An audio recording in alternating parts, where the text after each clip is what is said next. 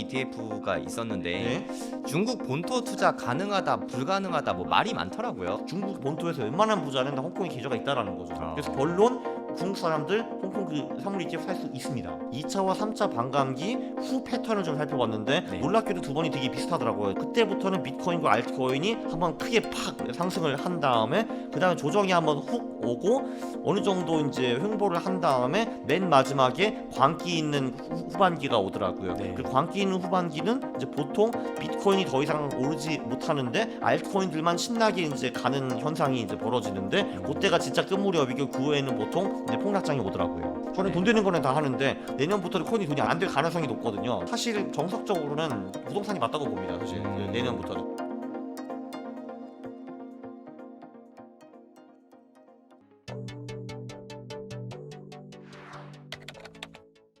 네, 안녕하세요. 성정길입니다. 오늘은 정말 뵙고 싶었던 분인데 강한국 작가님을 모셨습니다. 네, 안녕하세요. 안녕하십니까. 네, 간단히 자기소개 좀 부탁드릴게요. 네, 저는 호트라라는 회사를 다니다가 3년 전에 퇴사하고 지금은 전업 투자자, 유튜버, 작가로 살고 있습니다. 어저께 빅뉴스가 있었잖아요. 엄청난 빅뉴스죠. 네, 네. 홍콩 ETF가 있었는데 네. 중국 본토 투자 가능하다 불가능하다 뭐 말이 많더라고요. 네.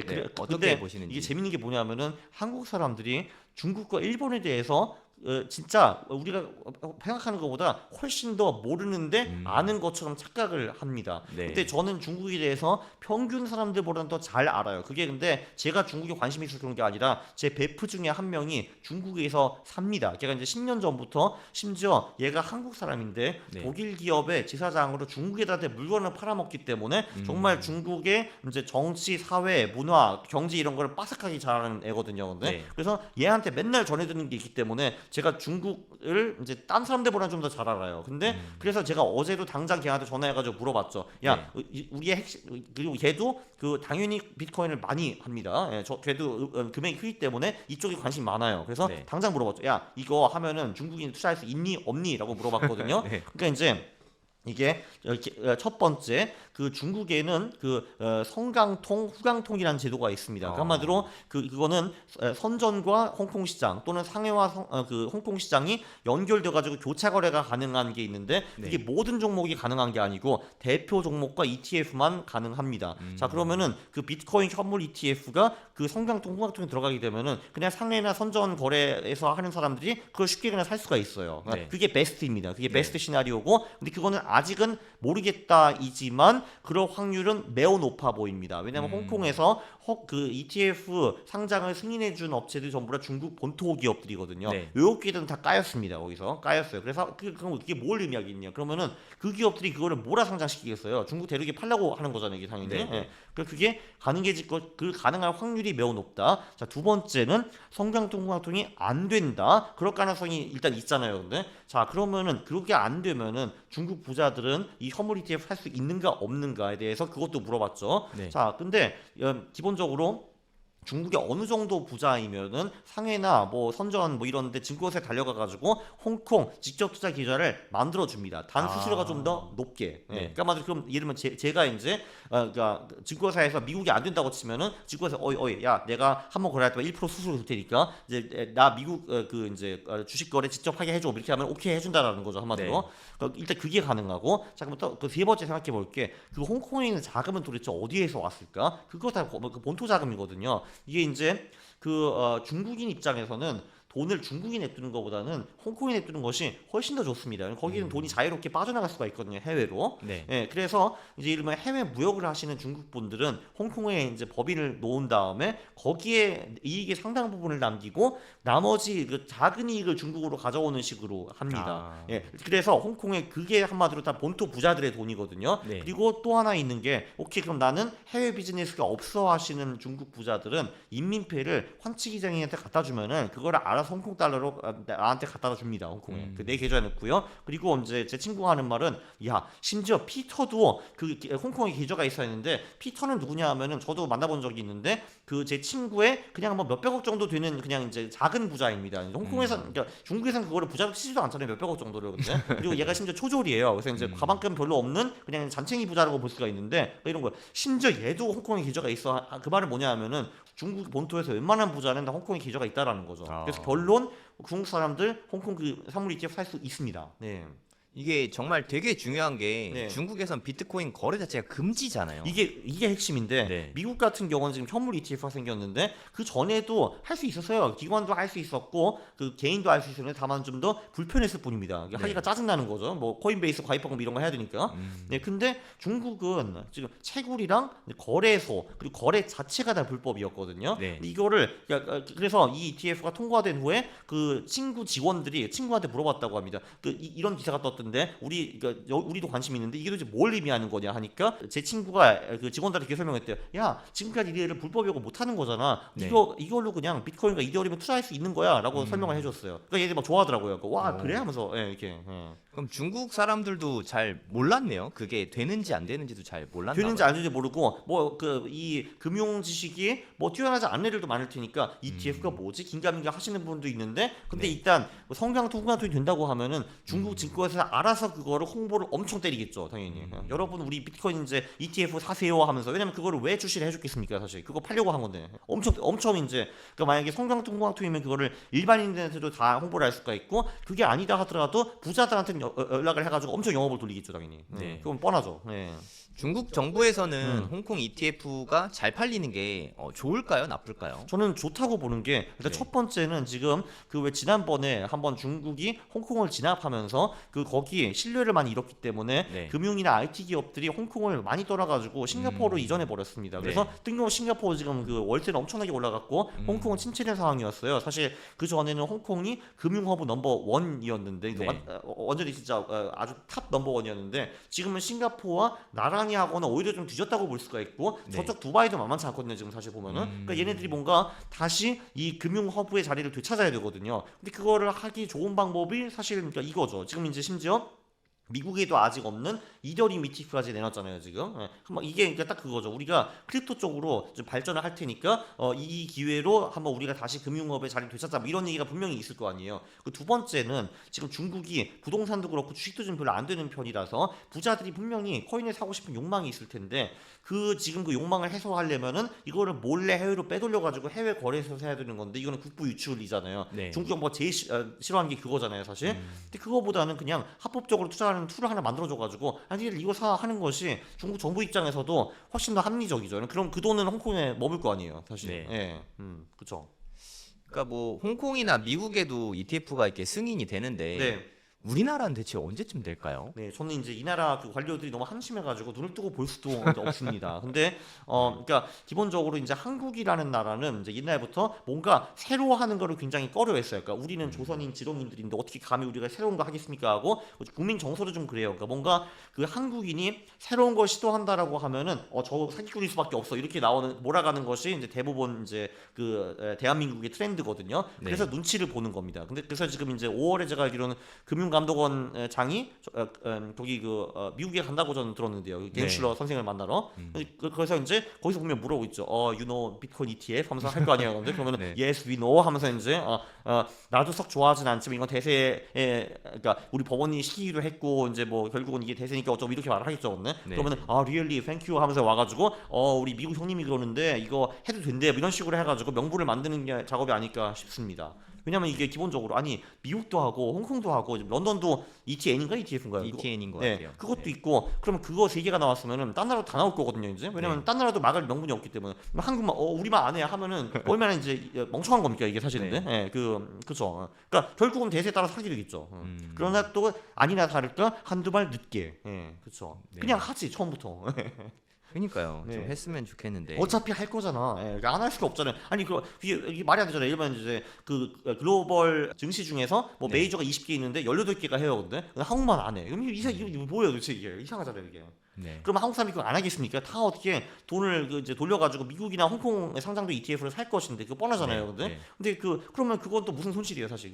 아예 그거 한국에 상장 이익이죠, 사실. 그죠. 네. 그냥 그 수수료 우리가 해외에서 차라리 외화를 한국 걸어올 증권사들이 때가- 먹는 게 낫죠. 그게 사실. 그러니까요. 그리고 이게 사실 그 ETF가 승인되면 굉장히 좋은 게 뭐냐면은 사실 어차피 한국 사람도 지금은 뭐 코인 자유롭게 할 수 있는데 그 개인연금, 퇴직연금, ISA 이런 게 자유롭지가 않잖아요. 그것도 가능해집니다. 그래서 네. 거기서도 이제 추가 금액이 많이 들어올 수 있어가지고 한국도 ETF를 승인해주면은 그 꽤 좋은 거 맞습니다. 아 예. 맞네요. 예. 퇴직연금도 그쪽으로 갈 그 수 시장이 꽤 있으니까. 커요. 눈먼 네. 돈이 꽤 커요 그게. 예. 그러게요. 몇백 조니까. 예. 제가 최근 강한국 작가님 유튜브 제가 다 챙겨보거든요. 감사합니다. 네. 위험회피 쪽에 리스크 관리 쪽 그 선생님 그죠. 사부님이요, 사부님. 네. 사부님 너무 멋진 분이에요. 예. 네, 저 나오셔서 짱이에요. 강의해 주시는 거 제가 다 1시간 반짜리 영상을 다 제가 보셨어요? 다 그거 짱이에요. 두 번 봤습니다. 두 번. 너무 그러니까 좋아서. 그 내용이 제 인생을 바꿨다고 보시면 돼요. 네, 왜냐면 저도 저는 되게 그거를 인상적이었어요. 그거를 투자라는 단어를 빼고 인생으로 집어넣어도 똑같아요, 이게. 굉장히 그 훌륭한 강의입니다. 네. 1시간 반짜리. 네, 무조건 봐야 돼요. 위험회피를 만약에 우리가 금융 투자를 한다. 예. 근데 위험회피를 생각할 때 예. 채권을 보통은 포트폴리오에 같이 넣잖아요. 네네. 위험회피 예. 차원에서. 예. 채권 투자에 대해서는 어떻게 생각하시는지. 채권 투자요? 네, 기본적으로 채권은 예외도 있기는 하지만 주식시장이 폭락했을 때 반등해주는 효과가 있습니다.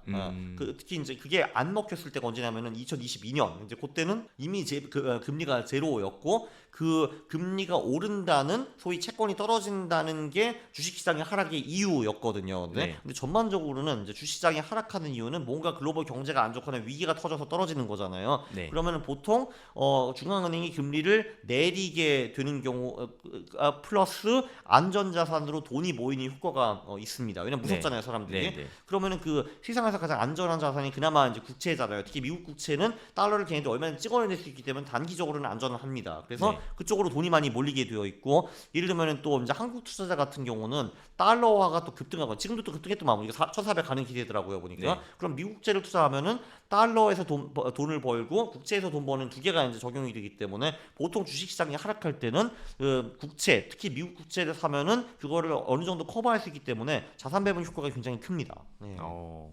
그리고 채권 외에 또 자산 위험회피 전략도 좋은 게 뭐가 있을까요? 금 같은 게 있죠. 아. 금 같은 경우도 일단 첫 번째는 이게 굉장히 놀라운 게 이게 그 주식의 그러니까 미국 주식의 장기 상승장 구간이 있고 좀 횡보 구간이 있거든요. 네. 그 이른바 장기 상승장 구간은 1982년부터 2000년 그리고 한 2009년부터 지금까지라고 거의 이제 보면 될 것 같아요. 네. 그렇게 있는데 그 장기 상승장 구간에는 보통 금이 죽을 쓰다가 중간에 이제 그러니까 횡보장은 예를 들면 한 1966년부터 82년 그리고 2000년부터 2008년 정도를 볼 수가 있는데 네. 그때는 금이 되게 잘 나가요. 그래서 한마디로 미국 주식이 죽을 때 금이 잘 나가기 때문에 이렇게 이제 보완 효과를 많이 해준다. 그래서 금 같은 경우도 굉장히 좋고 특히 이런 이제 좀 안 좋은 지정학적 이벤트가 터질 때도 금이 안전자산 효과를 좀 해주기 때문에 거기 돈이 몰려서 금이 상승해서 주식의 하락을 좀 방어해주는 효과가 있습니다. 네. 금이 깜짝 놀란 게 이번에 많이 올랐어요, 그죠? 토요일인가 갑자기 하루에 4.5%인가?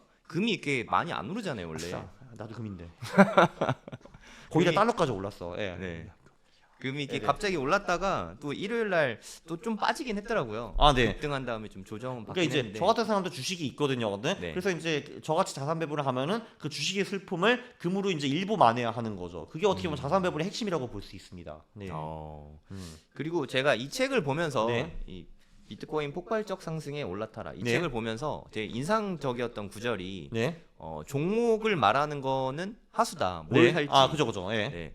그리고 언제 살지는 중수다. 그죠. 예. 고수는 시드 배분을 어떻게 할지가 제일 중요하다. 그쵸, 그게 제일 중요하죠. 이 예. 이야기를 봤거든요. 네. 근데 이게 되게 인상적이었는데 좀 자세히 말씀해 주실 수 있을까요? 그게 그 한 지난달까지만 해도 코인이 엄청 좋았으니까 네. 페이스북에 이런 인증샷들이 말로 올랐어요. 내가 2016년에 이더리움을 사가지고 35배 올랐다. 그래서 이제 그러면 so great 하고 봤거든요. 근데 금액이 50만 원이야. 그럼 이제 what the fuck? 그러면 이제 오케이. 그럼 50만 원이면 35배면 1,700만 원이잖아. 네. 오케이. 야 리스펙 하는데 그거를 네 인생이 별로 크게 바뀌지는 않거든요. 근데 네. 이게 참 안타까운 거죠. 아니 50만 원대 사가지고 심지어 타이밍도 좋은 거잖아. 2016년에 들어가니까. 네. 그럼 올랐을 때 계속 불타기를 했으면 어땠을까 그런 아쉬움이 남는 거죠. 처음에는 50으로 가난하게 시작했다가 그럼 100, 200, 300 거기다가 플러스 그 어마어마한 수익률까지 붙으면은 그 순식간에 몇억 갈 수 있었는데 네. 그거를 안 한 게 굉장히 안타까운 거죠. 예. 근데 또 이제 그럼 어떤 반대 사례 어떤 사람은 이제 그 투자도 솔직히 잘 모르는데 그냥 네. 강한국을 믿어요. 근데 그 어영부영 제가 코인 사례 해가지고 그냥 이제 한 10억을 넣었어요. 근데 네. 근데 그게 이거는 그럼 겨우 2배밖에 못 벌었어요. 근데 네. 근데 그러면은 저 35배 번 사람이 투자를 훨씬 더 잘한 거 맞는데 이 2배 번 사람은 이제 인생이 많이 바뀌겠죠. 10억은 큰 돈이니까요. 그래도. 네. 네. 그래서 그 얼마를 베팅하느냐가 뭐에 베팅하는 것보다 훨씬 더 중요하다라는 걸 알 수 있습니다. 네. 네. 잠깐 말씀하셨는데 네. 불타기 전략도 좀 설명해 주시면 좋을 것 같아요. 그러니까 이게 저 같은 경우는 이제 23년에 전체를 들어간 게 아니라 일부를 들어가고 이제 불타기를 하면서 금액을 계속 높였어요. 네. 대부분 사람들은 물타기를 생각하시거든요. 아마도 네. 내가 예를 들면 이제 100원에 샀는데 80원에 또 사고 70원에 또 사고 이게 물타기잖아요. 네. 근데 그게 문제가 뭐냐면은 얘가 그래서 70원이 다시 100원으로 들어가면 내가 돈 버는 게 맞거든요. 네. 실제로 10번 이거를 하면은 7번에서 8번 정도는 얘가 다시 돌아옵니다. 물타기를 해가지고. 그럼 굿인데 문제는 나머지 한두 번이에요. 이놈이 내가 180, 70 가면서 또 50 가면서 비중을 계속 늘렸는데 얘가 안 올라오고 40, 30, 20으로 가버린다 하면은 내가 전재산 다 날릴 수가 있어요 여기서. 근데 그 10번 하다 보면은 한두 번 꼭 그 사례가 오거든요. 그때 네. 여러분의 모든 시드가 날아가는 겁니다. 그래서 물타기가 위험한 거고 하지 말라라는 거예요. 예, 근데 불타기는 조금 다릅니다. 불타기는 내가 100원에 들어갔는데 그러니까 120원에 2차 매수를 해요. 네. 근데 그러면은 얘가 좀 이제 떨어진다 하더라도 이미 벌어놓은 돈이 있기 때문에 내 손실이 어마어마하게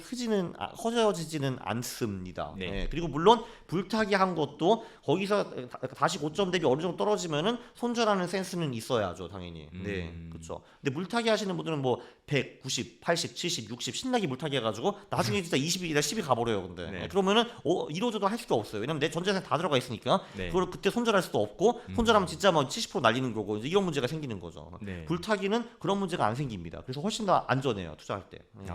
오히려 물타기보다는 불타기가 여러모로 좋다. 네, 물론 불타기 하다가 중간에 때려 맞는 경우도 있거든요. 근데, 네. 근데 그렇게 때려 맞는다 하더라도 일단 손실은 제한이 되고 일단 벌어놓은 돈이 있으니까 밑에 네. 사가지고. 네. 근데 이 불타기가 잘 돼가지고 진짜 투더 문으로 간다 하면은 내가 올라가면서 많은 자금을 투입했기 때문에 꽤 큰 돈을 벌 수가 있습니다. 한마디로 이거를 바로 전형적인 수익은 길게 손실은 짧게 방법이죠. 그게 인생을 살아가는데 가장 중요한 이제 원칙이라고 저는 생각을 합니다. 네. 네. 아주 좋은 말씀이신 것 같아요.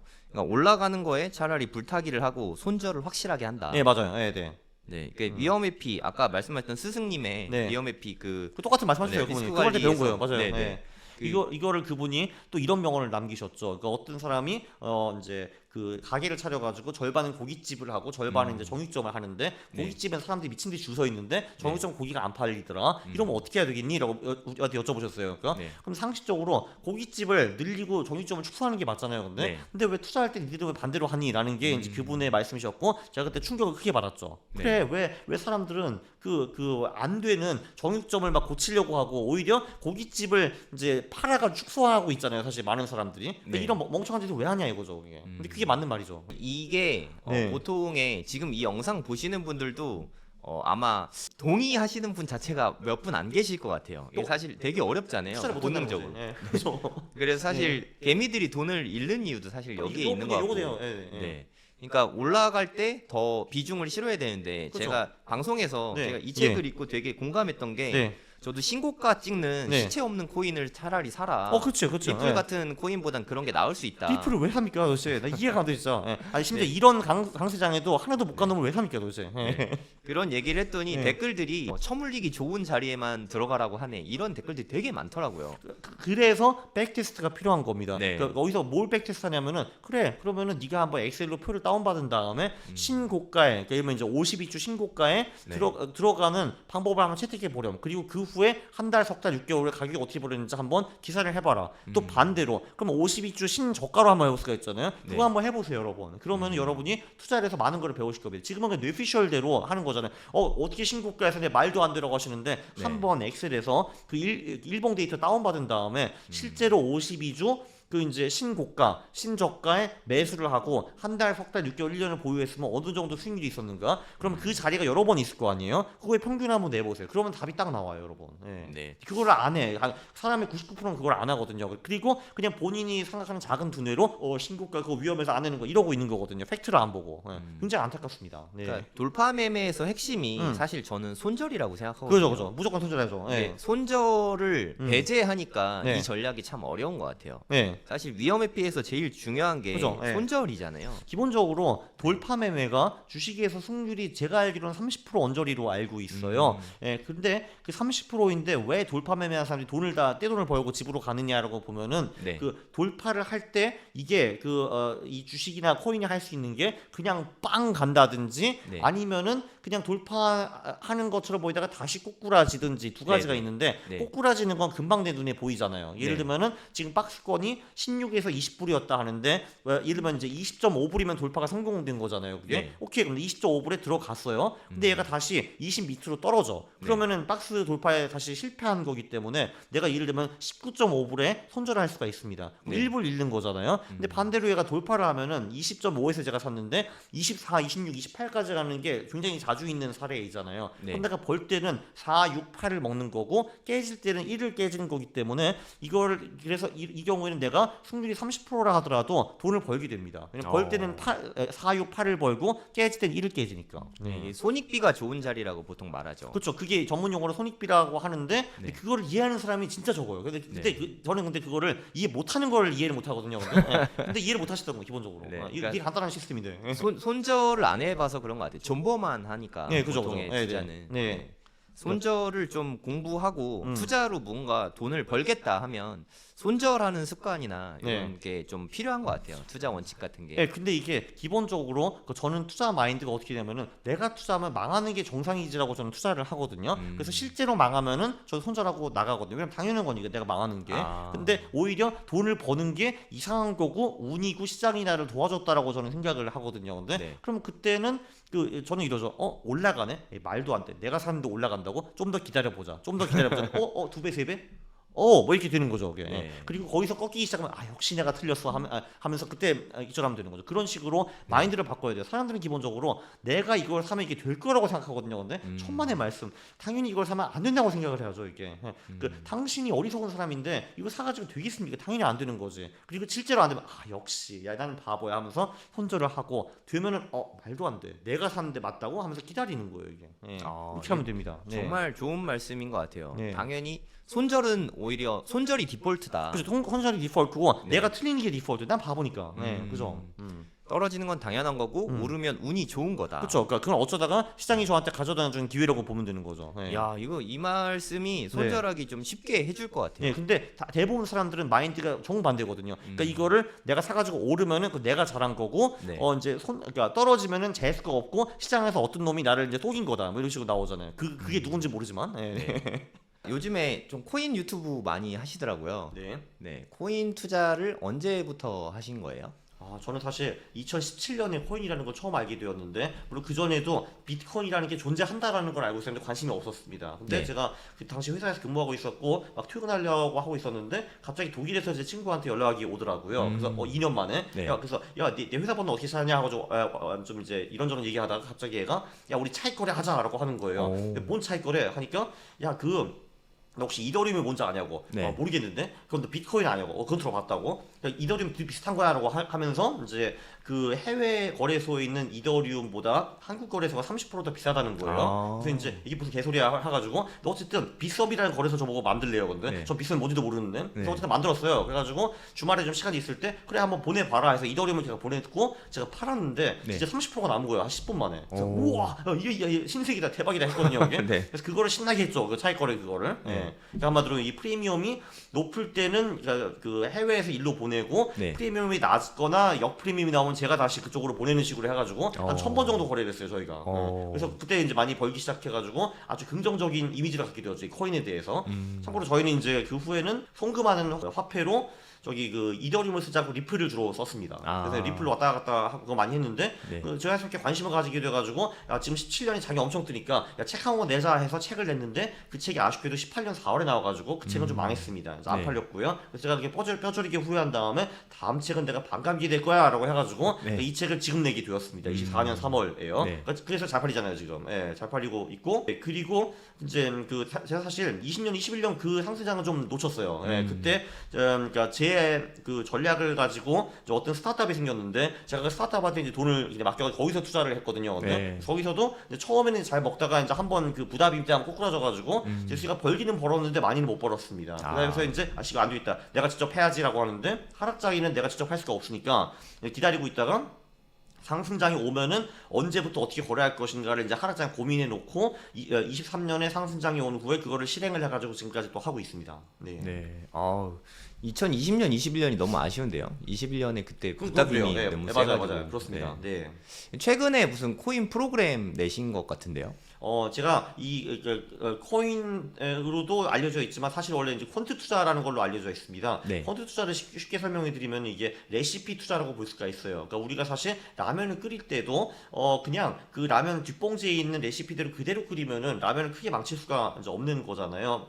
그런데 투자도 그런 레시피들이 존재를 하고 그냥 그대로 따라하면은 사실 그렇게 크게 실망할 수익이 안 나옵니다. 이제 그래서 그 레시피를 개발하고 그냥 따라가자라는 게 퀀트 투자의 철학이라고 이제 보시면 될 것 같고요. 그래서 저는 코인도 이게 그대로 작용한다고 보는 사람이고요. 네. 근데 이제 퀀트라는데 단점은 소프트웨어가 하나 필요하다. 왜냐면 그 연산을 해줘야 되거든요. 이게 물론 내가 엑셀로 직접 할 수도 있지만 너무 오래 걸립니다. 그래서 주식 쪽은 저희가 이제 퀀터스라는 회사를 차려가지고 그걸 이미 소프트웨어를 만들어놨는데 이번 기회에 그 코인 퀀트 소프트웨어도 이제 만들게 되었습니다. 그래서 지난주에 베이타 버전을 출시를 했죠. 네. 그럼 코인 퀀터스도 그럼 일반인들이 이용을 할 수 있는 거예요? 당연히 일반인들이 이용을 하라고 저희가 이제 만들어 놨고요. 네. 기존 퀀터스 유저들은 지금 그냥 같이 쓰실 수가 있습니다. 그래서 지금은 백테스트만 가능한데, 그러니까 뭐 예를 들면 이런 전략을 백테스트 할 수가 있죠. 내가 예를 들면은 솔라나가 60일 이동 평균선 위일 때는 매수를 하고 그 밑일 때는 매도를 하는 전략 뭐 이렇게 하고, 그럼 이렇게 했으면 우리가 몇 년 동안 얼마를 벌었는가라는 걸 알 수가 있고, 나중에 한 달 후에는 그 전략이 내가 좋다고 판단되면은 그 전략을 실제로 바이낸스에서 자동 매매하는 것까지 지원할 예정입니다. 그리고 롱숏으로요. 네. 네. 그 코인 투자를 2017년에 그러니까 16년, 17년 이때 그 아비트라지 그 뭐 차익 거래라고 하잖아요. 네. 차익 거래만 하신 거예요, 그때는? 그쵸. 17년 5월에는 그때는 네. 차익 거래만 해가지고 그것 때문에 저희가 좀 너무 바빴기 때문에 이제 직접 투자했으면 좋았을 텐데. 예, 근데 그거는 안 했고 네. 차익 거래로 그냥 뭐 먹었는데 그거는 후회하지 않습니다. 그때 좀 많이 먹었거든요, 물론. 그때 네. 돈 많이 버셨어요? 그때 엄청 벌었죠. 네. 오, 네. 이거 정말 30% 그때는 뭐. 장난 아니었던 게 저희가 이제 아예 알람을 세팅해 놓고 김치 프리미엄이 이 정도 높으로 가면 이제 트레이딩 하고 이제 떨어지면 안 하고 이런 식으로 했거든요. 네. 그때는 진짜 잠자다가도 이제 그 띠리링 하면 이제 했고 네. 심지어 회사에서 근무하고 있을 때도 팀이 왔네. 팀이 어디 갔어? 하면서 이제 막 거래하고 네. 그래서 제가 알트 탭을 잘 줍니다. 이렇게 알트 탭 이렇게 화면 네. 바꾸는 거. 네. 네. 이게 사실 차익 거래라는 게 무위험 수익이잖아요. 어떻게 보면. 그렇죠. 저희가 그걸 천여 번 해봤는데 네. 가끔 제가 돈을 잃은 게 있는데, 그러니까 뭐 예를 들면은 우리가 그 리플을 보냈는데 진짜 보내는 5분 내에 그 급락하거나 이제 그런 네. 것도 가끔 있었고, 또는 거래소 문제 때문에 리플이 갈 때 이제 5분 만에 안 가고 뭐 이제 한 2시간 만에 도착하고 이런 경우도 있었어요. 예. 네. 그런 거 빼고는 거의 매번 돈 벌었다고 봐야죠. 99% 네. 이상. 예. 그러니까요. 그러면 저 같아도 위험하게 매매 거래 안 하고 차익 거래만 할 것 같습니다. 지금도 할 수 네. 있습니다. 참고로 네. 지금도 김치 프리미엄이 많이 벌어졌기 때문에, 그러니까 요즘은 좀 불안하면 15%까지 올라가거든요. 요즘도. 네. 그러니까 이제 예를 들면은 내가 2, 3%일 때 바이낸스로 이제 보내놓고 기다리고 있다가 10% 넘으면 다시 보내서 먹고 이런 거래를 하시면 됩니다. 별로 어렵지 않아요. 네. 예. 요즘에는 그게 USDT 테더 자체가 상장이 돼 있더라고요. 그렇죠. 근데 비썸이나 테더도 코인원에. 김치 프리미엄이 있어요. 네. 그러니까 테더를 김치 프리미엄 낮을 때 사는 거예요. 그렇죠, 그렇죠. 맞습니다. 네. 10몇 프로일 때 팔면 되니까. 맞습니다. 그거를 그렇게 하시면 돼요. 편해졌더라고요. 맞아요. 그리고 그게 리플 거래보다 훨씬 더 안전하죠. 리플은 그 보내는 5분, 10분 내에도 급락할 가능성이 조금이라도 있거든요. 이제 네. 그게 크진 않지만 가능성이. 예. 그래서 테더는 그게 없으니까 좋죠. 네. 예. 지금 현재 코인 비중이 총 자산에서 어느 정도 비중으로 갖고 계세요? 제가 그 사실 금융 자산이 있고 비금융 자산이 있습니다. 이제 네. 제가 조금 전에 언급한 퀀터스에도 이제 지분이 들어가 있고, 그거 말고도 제가 비상장 투자를 먹게 했는데, 네. 그럼 얘네들의 그 지분이 얼마인가를 사실 이제 계산하기가 매우 어려운데, 그래서 일단 그거를 좀 제해 놓고 네. 이제 금융 자산, 아마도 내가 수시로 이제 숫자를 볼 수 있는 금융 자산으로 보면은 지금 한 25에서 30% 정도인 것 같습니다. 네. 네, 근데 제 그래도- 자산은 그게 있고 이제 이게 있는 거죠. 네. 그래도 생각보다 금융에서는 비중이 꽤 큰 편이네요. 그렇죠. 은근히 크게 되었습니다. 왜냐면 제가 계속 불타기를 했거든요. 들어가서. 예. 그리고 또 수익도 좀 꽤 나신 거. 그죠. 수익도 꽤 났고, 그죠. 예. 네. 수익이 근데 그 3월 말까지는 분명히 3억이 넘어갔었는데 4월에는 그게 아마 좀 많이 축소가 되었을 겁니다. 이제 그것도 이제 좀 슬픈 얘기지만, 네. 그래도 아직은 수익이 맞죠. 네. 바꿔먹진 않았으니까. 4월 달에는 제 영상 보니까 예. 한국 주식 다 정리하고 코인 쪽으로 갈아탈 계획이라고 하셨던 것 네, 같은데. 맞습니다. 네. 그 며칠 정도에 옮기실 예정인가요? 오늘이 4월 16일이니까 네. 이번 주요. 네. 오, 네. 얼마 안 남았네요. 예, 이게 기본적으로 이제 주식이라는 게 11월부터 4월까지 굉장히 강하고 5월부터 10월까지 되게 약해요. 이게 네. 이제 한국뿐만이 아니라 전 세계가 다 거의 그렇습니다. 네, 근데 특히 근데 올해 같은 경우는 보통은 4월이 주식시장에 실망을 준 경우가 별로 없거든요. 근데 네. 이번 달에 이상하거든요. 근데 그 경우에는 그 다음 5월, 10월이 더 이상해질 가능성이 좀 있습니다. 그래서 이제 이번 주에 정리하고 이제 끝내야죠. 예. 코인으로 바꿔 타야죠. 네. 코인으로 바깥한다고 바로 매수하는 건 아니고 좀 자금만 놔두는 건가요? 아니면 바로 매수하나요? 아직 제가 지금 NH 기자도 없기 때문에 그리고 네. 빗썸에도 기자가 아직 없어요. 그거 만들어야 됩니다 일단. 그래서 아. 일단은 이번 주에 팔아놓고 네. 이제 신속하게 자산을 이렇게 움직여야죠. 네, 그렇죠. 코인 왜냐면 그 돈은 제가 다시 10월 말에 한국 주식으로 돌아올 거기 때문에 그냥 한국에서만 일시적으로 투자하고 다시 회수할 겁니다. 네. 예. 지금 저는 바이낸스에서 주로 거래를 하고 있거든요. 예. 그러니까 주 계좌는 코인 계좌는 현재 바이낸스 쪽인데 그렇죠. 거기는 이제 계속 거래하는 계좌이고 네. 요거는 6개월 동안 일시적으로 한국에서만 하다가 다시 나가는 계좌죠. 예. 그럼 그거는 좀 단타 용도로 쓰시는 건가요? 저도 아직 완벽하게 생각을 안 해봤는데 꼭 네. 그렇지는 않고요. 지금 그러니까 일부는 그냥 메이저 코인 6개월 동안 그냥 장기 보유, 이제 플러스 일부는 단기 뭐 이런 식으로 쓸 것 같습니다. 네. 제가 또 궁금한 것 중에 하나가 예. 비트코인 좀 좋아하시는 분들이 많잖아요. 네, 예. 비트코인 많- 같은 많죠. 경우는 네. 네. 장기 우상향 자산이니까 예. 굳이 팔 필요 있냐, 계속 가져가는 게 가장 좋다. 예, 예. 이런 의견에 대해서 어떻게 생각하세요? 일단 첫 번째는 아니면 어쩔래라는 게 이제 하나의 이유고요. 근데 네. 왜냐면은 뭐 대한민국 헌법에 그 비트코인은 무조건 10년, 100년 우상해야 된다라는 거 제가 본 적 없는 것 같거든요. 근데 네. 그리고 두 번째는 설사 장기 우상향 자산이 맞다 하더라도 마켓 타이밍을 어느 정도 하는 것이 정신 건강에 훨씬 더 좋다라는 게 제 생각입니다. 예를 들면은 그 미국 주식이 어떻게 보면은 그 장기 우상향하는 자산의 대명사로 알려져 있잖아요. 네. 근데 심지어 미국 주식 같은 경우도 중간에 10년, 15년 횡보하는 구간들이 나오거든요. 네. 그럼 굳이 왜 내가 이러면은 그 내 자산을 10년, 15년 동안 그 횡보하는 자산이 그냥 냅두느냐라는 게 하나의 질문이고 특히 코인 같은 경우는 그 반감기 사이클 때문에 4년에 한 번 올림픽처럼 대하락장이 옵니다. 2014, 18, 22년 차트 보면 정말 처참하거든요. 네. 수익률이 뭐 마이너스 65%, 75%뭐 이런데 근데 그럼 내가 굳이 왜 26년에 코인을 보유하고 있어야 되느냐라는 게 제 질문입니다. 예. 그러니까 만약에 정말 장기 우상향으로 내가 100% 확신한다 하더라도 예를 들면은 25년까지만 하고 26년 안 하고 27년 다시 들어가도 되는 거잖아. 그러면은 네. 오히려 내가 비트코인의 수량을 더 늘릴 수 있을 텐데요, 아마. 예. 매우 높은 확률로. 그러면 이제까지 그런 이야기가 많더라고요. 네. 이제까지 반감기가 한 3번 있었고 이제 한 4번째 정도 되는 것 같은데 네. 기존에 있었던 3번의 사이클과 이번엔 좀 다르다. 네. 좀 많이 앞당겨진 것 같다. 이런 네. 의견이 있던데 어떻게 네. 생각하세요?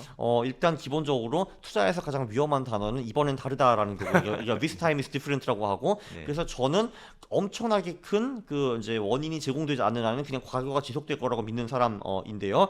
근데 사실 그 이번에는 제가 보기에는 그 반감기 사이클이 이제 위배된 게 아니라 그 오히려 그 일회성 호재, 그 이제 ETF라는 호재 때문에 이제 반감기 전에 보통 오를 때보다 좀 더 많이 올랐다라고 생각하는데 심지어 그 차이도 별로 크지도 않습니다. 이제 2차와 3차 반감기 전에 비트코인이 저점 대비 3배 정도 올랐었거든요. 네. 지금 몇 배 올랐어? 지금은 4배 조금 더 올랐거든요. 이게 5배까지 갈 뻔하다가 지금 떨어져가지고 다시 이제 지금 4배 조금 더 올랐잖아요. 지금 네. 63,000, 오늘 63,000인가요? 뭐 대충? 네, 예, 그러니까 그게 그 원래 반감기 전에는 1년에서 1년 반 전부터 고점 찍고 오르기 시작하는데 네. 그 패턴도 바뀌지는 않았을 뿐더러 ETF 때문에 그 패턴이 조금 더 강해졌을 뿐이지 그 반감기 기조에 대한 이제 그 전략은 변하지 않았다라고 저는 생각을 합니다. 예. 기본적으로 투자해서 뭔가 이번엔 다르다라고 하는 사람들의 말은 일단 95%안 믿고 시작하는 게 좋습니다. 네. 그러면 반감기 이후에 네. 보통은 한 1년에서 1년 반 동안은 강세장이었잖아요. 네. 그럼 이번 사이클도 그럴 가능성이 있을까요? 뭐 대충 비슷할 것 같은데요. 왜냐면은 일단 역대 최고점을 찍은 것도 이제 올해 3월이었는데 네. 보통은 이제 그 후에 한 1년 정도 더 가거든요. 그래서 저는 사실 이게 그 반감기 후에 1년 반보다는 왠지 1년 정도 더 가지 않을까라고 생각을 하고 제가 그래서 주말에 심심해가지고 2차와 3차 반감기 후 패턴을 좀 살펴봤는데 네. 놀랍게도 두 번이 되게 비슷하더라고요. 이제 보통 어떻게 가냐면은 처음 3, 4개월 정도는 좀 잠잠. 그러니까 한마디로 우리가 많은 사람들이 이상하게 반감기 왔으니까 이제 빵 갈 거라고 생각을 하는데 네. 일단 처음 3, 4개월은 놀랍게도 좀 잠잠하거나 상승이 되게 완만하더라고요. 네. 이제 그때부터 한 2달에 걸쳐 가지고 비트코인이 이제 먼저 가더라고요. 알트코인은 서 있고 네. 이제 그리고 2달 정도 간 후에 그때부터는 비트코인과 알트코인이 한번 크게 팍 상승을 한 다음에 그다음에 조정이 한번 훅 오고 어느 정도 이제 횡보를 한 다음에 맨 마지막에 광기 있는 후반기가 오더라고요. 네. 그 광기 있는 후반기는 이제 보통 비트코인이 더 이상 오르지 못하는데 알트코인들만 신나게 이제 가는 현상이 이제 벌어지는데 그때가 진짜 끝무렵이고 그 후에는 보통 이제 폭락장이 오더라고요. 그러니까 광기는 비트코인은 멈춰 있는데 알트만 미친 듯이 계속 가면 좀 광기라고 봐야 되나요? 그렇죠. 그러니까 둘이 같이 가면 어느 정도 그래도 건강한 상승장이라고 볼 수가 있는데 네. 물론 건강한 상승장에도 뭐 2배, 3배, 4배 가는 경우가 많았는데 네. 이제 언젠가는 이제 비트코인이 더 이상 이제 제대로 오르지 못하는데 이 알트코인을 막 미친 듯이 가는 거예요, 이게. 근데 그게 이제 뭐가 좀 이상해 보이잖아요. 네. 그때가 거의 끝무렵이라고 봐야죠. 그러니까 사실 실제로 투자를 하다 보면 네. 지금 같이 뭐 전쟁 이슈가 됐든 무슨 일이 있든 이게 좀 중간 조정이 항상 있잖아요. 아무리 네. 상승장이라도 예. 이 조정과 하락장을 구별하기가 사실 되게 어렵잖아요. 네, 근데 그거는 쉽습니다, 오히려. 오. 그게 이제 그것도 그냥 과거 패턴을 보면 되는데 네. 이게 이제 우리가 지금 대세상승장이 네 번째거든요. 첫 번째를 보면은 15년부터 17년이 한 번 있었고 그 전은 제가 안 봤는데 네. 그때는 너무 와일드해가지고 안 봤고 이제 그 15년에서 17년 그 상승장이 있었고 그 다음에 20년, 21년 네. 그 다음에 지금이거든요. 네. 세 번째네 지금. 세 번째네. 근데 그 15년, 17년에는 그 상승장 내 조정장의 폭이 한 20에서 35% 정도였고요. 그리고 이제 코로나 때 20년에서 21년에는 그게 폭이 좀 줄었어요. 왜냐하면 비트코인 변동성이 줄어들었기 때문에. 네. 그래서 이제 15에서 한 21%로 줄어들었고 요번 최근에 있는 그 상승장에서도 조정장의 폭이 한 15에서 20% 정도 되더라고요. 15에서 21%그 정도. 네네. 그래서 그거를 이제 다 결론을 내보면은 한 그래도 20에서 25%까지 하락은 좀 그냥 조정으로 봐줄 수가 있고 네. 그거보다 더 떨어지면은 이거는 이제 하락장일 가능성이 높다라는 게 제 생각이고요. 지금 고점 대비로 보면 한 5만 5천 불 정도라고 보시면 될 것 같아요. 비트코인 가격 기준이죠. 그렇죠, 그렇죠. 예. 네. 근데 그 비트코인이 25% 하락하면은 알트코인은 보통 그거보다 훨씬 더 많이 하락하게 되는데 어쨌든 25% 하락하는 그 시점에는 다 팔고 나가는 것이 일단은 정석이라고 저는 봅니다. 네. 2021년에 아까 붓다빔 얘기 잠깐 하셨는데 네. 붓다빔 때 한 50% 떨어졌잖아요. 짧은 시간에. 그렇죠, 그렇죠. 맞아요. 그 한 거의 뭐 6만 5천에서 뭐 3만 어디까지 갔죠, 그죠? 네, 한 2만 대까지 갔던 것 같아요. 진짜요? 네네. 그 가장 낮았을 때가. 네네. 네네. 네, 그때 와우, 정말 와우, 깊게 떨어졌었는데 예. 그러니까 반토막가 50%가 넘게 떨어졌잖아요. 그때는 약세장으로 보는 게 맞는데 그래도 또 다시 또 반등을 했잖아요. 근데 그 반등장에서도 제가 알기로는 비트코인만 좀 이제 고점 다시 겨우 찍었고 나머지는 못 찍은 걸로 저는 알고 있습니다. 그래서 저는 그 상승장은 사실상 그 5월에 끝났다라고 저는 보고 있습니다. 예. 그런 경우에는 그냥 5월에 끝난 걸로. 그렇죠. 그때는 뭐 아쉽지만 다음 기회로 네. 봐야죠. 네. 네, 그러니까 그런 거를 생각해서 네. 계속 뭐 아쉬워하면서 투자하는 것보다는 그냥 접는 게 네. 훨씬 나을 수도 있겠네요. 그렇죠. 아니면은 뭐 이제 그런 방법이 있기 있어요. 그런 식으로 다 털고 난 다음에 예를 들면은 뭐 비트코인이 다시 120일 이동평균선을 회복했다 하면은 다시 진입하는 것도 방법이기는 합니다. 네. 그러면 이제 그것도 어떻게 보면 제가 좀 틀린 거니까요, 또 한번. 네. 네. 그러면 25% 넘었을 때 다 정리하고 그 다음에 121선이 받쳐줄 때 지지받을 때. 근데 보통은 그거 안 해주거든요. 근데 보통 그냥 네. 쭉 나락으로 이제 가는 게 이제 보통인데 네. 그럼 나락으로 가면은 그래서 제가 이제 22년에 만든 전략이 그거였어요. 그러니까 오케이 지금 하락장이니까 당연히 지금 들어가면 미친 놈이고 네. 저점을 찍은 후에 거기서 2배 오를 때 사자. 이제 그 전략을 제가 고안해냈거든요. 네. 실제로 과거 접목해 보니까 그 전략이 이제 타이밍상으로도 되게 좋았더라고요. 그래서 그 전략을 적용했으면 작년 7월 14일에 들어갔을 거예요. 네. 근데 실제로 대세 상승장이 한 10월 정도 왔거든요. 석 달 후에. 네. 그래서 7월 14일이 조금 빠르기는 하지만 그 다시 진입 타이밍으로 굉장히 괜찮은 타이밍이었다고 볼 수 있습니다. 네. 네. 그러면 조정장에 투자하는 게 사실 수익이 극대화되잖아요. 좀 네. 중간에 조금 조정받았을 때 들어가면 네. 아무래도 싸게 샀으니까 네. 이게 수익이 큰데 그때 알트 투자를 조정장에도 이렇게 꾸준히 해야 되는지 아니면 그땐 좀 쉬어야 되는지 어떻게 생각하십니까? 상승장 대 조정장이요? 네네. 뭐 그때는 뭐 해도 되겠죠. 네. 예. 그냥 보통 투자하는 스타일이 네. 쭉 갖고 가는 스타일이세요? 아니면 계속 이렇게 보면서 트레이딩을 많이 하시는 스타일이세요?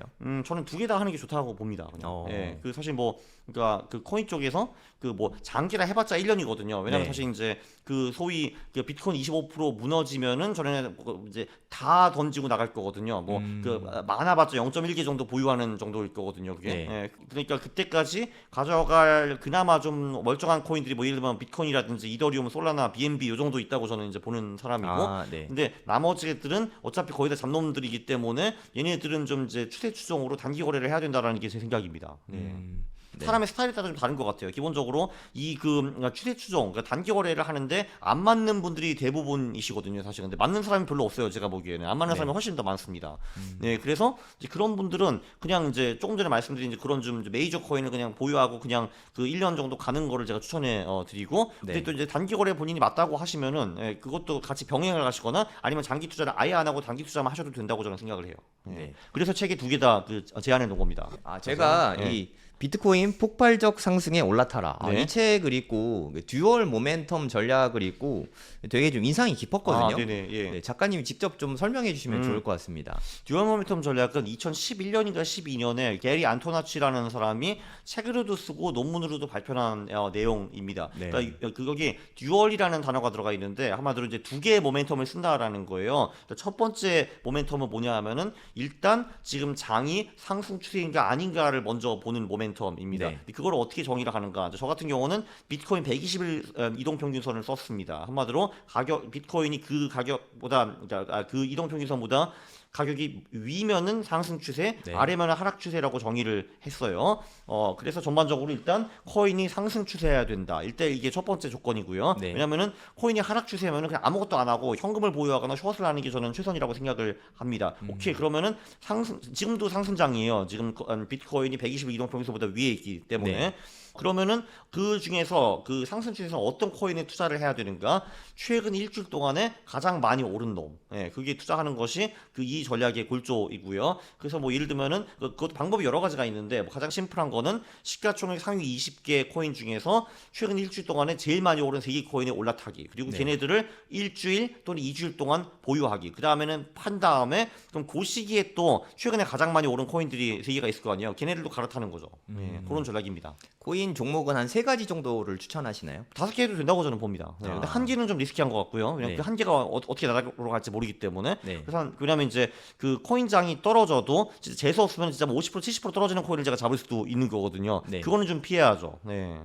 또 어떤 코인 투자자분들 보면은 요즘에 코인 추세가 섹터별로 좀 가는 추세가 네네. 있어가지고 그럴 수 있죠. 예. 잘 가는 섹터를 찾아서 거기에 뭐 대장 코인을 투자하던가 뭐 이러시는 분들이 있더라고요. 그것도 제가 보기엔 굉장히 스마트한 방법인데 네. 이것에 어떻게 보면은 엇비슷한 전략입니다. 그 어떻게 하면 그러면은 일단 비트코인이 상승 추세인가 아닌가 그거를 파악을 한 다음에 네. 그럼 코인 마켓캡 가면은 뭐 228개 섹터가 뭐 있잖아요. 근데 네. 그럼 예를 들면 그 중에서 근데 거기서 아쉬운 거는 뭐냐 하면은 거기는 최근 7일 동안에 뭐가 가장 많이 올랐나 그게 안 나와요. 왜냐면은 최근 1일은 그 추세 판단하기 조금 이제 썩 좋지는 않더라고요. 그래서 가장 좋은 거는 사실 최근 일주일 동안에 가장 잘 나가는 섹터가 뭐냐를 파악한 다음에 그러면 다시 그 섹터에 들어가가지고 그 섹터에서 최근 일주일 동안에 가장 많이 오른 게 뭐냐 투자하는 방법이 저는 굉장히 유망하다고 봅니다. 아, 약간의 노가다가 들어가지만 되게 좋은 방법이긴 하네요. 맞아요. 근데 이 방법은 코인마켓캡에서 너무 쉽게 제공하지는 않더라고요. 왜냐면은 네. 거기 보면은 섹터는 나와 있는데 거기서 그럼 최근 1일 수익률은 나오거든요. 네. 근데 아쉬운 거는 그 최근 1일 수익률에는 그 TMI에 들어있는 그 잡잡잡 코인들까지 다 들어갔다는 게 일단 문제가 일단 하나 있고 네. 그리고 최근 7일 수익률을 제공해주지 않는다는 게 이제 꽤 아쉬움입니다. 네. 네. 그래서 그거는 말씀하신 대로 어느 정도 직접 노가다를 해야 될 것 같은데요. 네, 알겠습니다. 근데 코인을 굉장히 많이 들여다보시는 분은 그건 대충 알게 되죠. 아, 오케이. 최근 일주일 동안 지금 이게 대세였구나. 그러면은 그 중에서 가장 많이 오른 놈이 뭐야? 그거는 코인마켓캡에서 판단이 가능하거든요. 네. 예를 들면은 뭐 최근에 AI주가 엄청 갔다 하면은 그러면은 렌더가 많이 올랐냐, 뭐 얼트코인이 많이 올랐냐? 그거는 파악 가능하죠. 네, 알겠습니다. 바이낸스에 지금 코인 계좌가 주로 있으니까 네. 선물 거래도 혹시 하시나요? 저는 거기서 선물 거래를 이제 안 하고 있는데, 요번에 저기 그 코인 콘터스가 출시되면서 그게 지금 바이낸스 선물로 롱숏을 할 계획이고요. 저희는 근데 한 배 또는 두 배만 할 겁니다. 아, 아무래도 좀 안전하게. 청산이 무섭으니까요 저희도. 예, 그리고 네. 청산 어느 정도 언제든지 당할 수 있기 때문에 그런 식으로 들어갈 겁니다. 그래서 이제 지금 또 대표도 이제 그 전략을 만들고 있고 저도 만들고 있으니까 그걸 조만간 자동 매매할 계획입니다. 예. 그러면 한 배 정도 할 거면 그냥 현물로 해도 되지 않나요? 그래서 저는 사실은 그냥 롱으로 하시는 분들은 그냥 그 선물 같은 거 기교 부리지 말고 현물로 하라는 주의이고요. 네. 근데 현물로 못하는 게 하나 있죠. 숏으로 들어가는 네. 거. 사실 그 지금 같은 장에는 저는 숏 전략이 필요 없다고 이제 보는 사람이나 네. 근데 뭐 예를 들면 전략에 따라 가지고 뭐 최근에 오는 하락장 같은 거 있잖아요. 그때 이제 재빨리 숏으로 전환하는 전략들도 있기 때문에 그래도 전반적으로 그 선물이 좀 더 낫긴 나네요. 예. 현물은 숏에 안 되니까. 예. 그러니까 숏을 칠 수 있어서 선물 전략이 유효할 수도 있다. 예, 그쵸, 그쵸. 예. 네. 일단 그 선물은 그 펀딩 피가 있다는 게 큰 단점이기는 한데 네. 그 대신에 그 숏을 할 수 있다. 숏 전략은 전략에 따라 가지고 단기적으로 사용이 가능한데 그거는 무조건 선물밖에 안 되는 거죠, 사실. 네. 선물 이야기가 나왔으니까 네. 뭐 여쭤보는데 한국 주식 시장에서 현물 ETF는 안 돼도 선물 ETF는 또 되잖아요. 뭐 BTX인가 2배짜리는 되는 걸로 알고 있거든요. 네, 그게 이 나라 관료들이 얼마나 멍청한지 이제 네. 증빙해주는 아주 큰 단서라고 저는 생각을 합니다. 네. 네. 그냥 그거나 네. 뭐 마이크로 스트래티지는 당연히 주식이니까 주식 거래가 그죠, 그죠. 되잖아요. 네. 그런 거를 비트코인 대체로 해서 거래하는 건 어떻게 생각하세요? 네, 사실 예를 들면은 지금 법인기 있으신 분들은 네. 이제 비트코인을 지금 살 수가 없잖아요. 계좌를 못 만드니까. 네. 그것도 왜 이런 멍청한 규제가 있는지 솔직히 저는 이제 모르겠으나 어쨌든 그런 규제가 있기 때문에 법인 같은 경우는 이제 무조건 이제 말씀하시는 고 ETF 또는 마이크로 스트래티지나 코인베이스 주식을 사야 되는 것 같고요. 네. 근데 그러니까 마이크로 스트래티지 같은 경우는 이제 제가 알기로는 거의 이제 비트코인 2배 레버리지라고 이제 많이 보고 있던데 그럼 한마디로 그거를 좀 비교를 해봐야겠죠. 이제 얘네들이 가지고 있는 비트코인의 그러니까 넷 에셋 밸류가 얼마이고 그리고 실제 이 주가가 얼마인지 비교를 한 다음에 그 프리미엄이 좀 안 높을 때 들어가는 것이 아무래도 유리하겠죠. 그게 이제 버블장에서는 예를 들면 얘네들이 가지고 있는 비트코인의 가치가 이제 주당 1,500불인데 네. 이 마이크로 스트래티지 주식이 막 2,500불 가는 경우도 있는 것 같더라고요. 그때는 사지 말고 그러니까 얘가 1,500불이고 얘가 예를 들면 1,600불이다. 그때는 들어갈 만하죠. 왜냐면 네. 얘가 이 1,500불 말고도 지 비즈니스도 뭐가 하나 있으니까요. 네, 그거는 이제 합리적인 투자 방법이라고 저는 볼 수 있습니다. 네. 네. 아, 네, 감사합니다. 그리고 2배 정도는 뭐 레버리지가 엄청 심한 건 아니니까 또. 네. 네. 퀀투 투자가 저는 사실 그동안 몰랐어요. 예. 뭐 예전에 그 했던 거랑은 예전에 저는 기본적 분석 위주로 많이 아, 했었거든요. 예. 근데 이거를 수익이나 뭐 이평선, 그러니까 기술적 분석으로 이렇게 하는 투자 방법 자체를 처음 봤거든요. 네. 퀀투 투자를 작가님 어떻게 접하게 되신 거예요? 쿼트 투자라는 게 제가 독일에서 경영학을 전공을 했는데 네. 그때 이제 졸업할 때 논문을 하나 써서 내야 되거든요. 그래서 이제 교수한테가 상담을 하는데 뭐 난 이제 주식에 관련 쓰고 싶다 하니까 아 그래 그러면 이 논문 몇 개 던져줄 테니까 이거 읽고 비싸게 써 뭐 이런 식으로 하셨어요. 근데 읽어보니까 깜짝 놀랐어요. 거기 보면은 그냥 대충 주식을 이제 어떤 기준으로 언제 사서 언제 팔았더니 얼마 벌었다 뭐 이런 내용이 나오더라고요. 네. 그래서 제가 그때 좀 놀랐죠. 아니 지금 이 고상한 교수라는 사람들이 그러니까 저는 이제 뭔가 인류에 도움이 되는 그걸 할 줄 알았는데 그냥 연구실에 앉아가지고 뭐 주식하면 얼마 더 버는지 이런 거 연구가 있었네. 네. 근데 제가 뒤져보니까 그런 논문들이 엄청 많더라고요. 수백 개, 수천 개가 있어요. 그래서 이제 일단 저는 그 논문을 대충 짜기 위해 가지고 졸업하고 한국에 들어왔는데 한국에 들어와서 이제 공익이니까 할 일이 또 없잖아요. 근데 네. 그러면 오케이 그러면은 야 거기 나온 대로 투자하면 돈 버는 거 아니냐 해가지고 투자를 이렇게 했죠. 했는데 실제로 돈이 벌렸는데 지금 생각해 보면은 그때가 2006년 7년 불장이었기 때문에 돈을 번 거고 뭐 제 전략이 대단히 뛰어내서 벌었다고는 사실 말할 수는 없으나 저는 그때 그걸 모르잖아요. 그러니까 네. 그래 이게 되는 거야라고 해가지고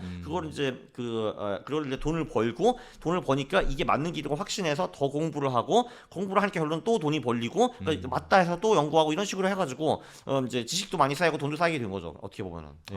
그럼 최초로 투자를 돈을 벌게 해준 게 퀀투 투자네요, 사실. 그렇죠. 예, 제가 이제 공익 때 전에는 사실 이제 돈이 별로 없었으니까요, 사실. 그때부터 공익 월급이랑 뭐 용돈이랑 뭐 이런 거 모아가지고 종잣돈을 마련한 다음에 그걸로 퀀트 투자를 해서 뿌려 나갔다고 봐야죠. 예. 물론 저는 뭐 그 후에는 그거 말고도 많은 다른 투자도 했습니다. 네.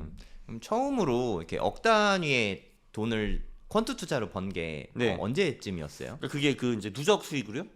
네네. 아, 누적 다 해서 수익으로? 내 돈이 이제 1억이 됐구나. 투자. 내 돈이 1억이 된 거는 2011년 정도였어요. 아. 2011년, 12년. 근데 네. 웃기는 거는 그때는 제가 부동산 경매도 좀 했습니다. 그러니까 한마디로 이제 제가 이제 그 모아놓은 그러니까 제가 그때 월급을 하나도 안 썼거든요. 거의 근데 그냥 그 부모님 집에서 기거하면서 돈을 하나도 안 썼는데 다 모아가지고 이제 시골에서 경매 같은 것도 해가지고 네. 여차여차해서 그거를 한 3천만 원 정도 남기고 12년이네. 12년에 파니까 제 자산 1억이 되었어요. 그때. 예.